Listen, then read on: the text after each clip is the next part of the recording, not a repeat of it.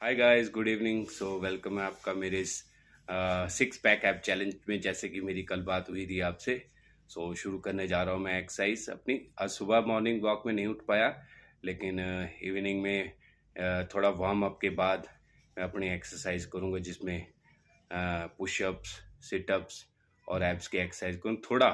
आज थोड़ा ही करूँगा, क्योंकि मुझे पता है फर्स्ट डे है।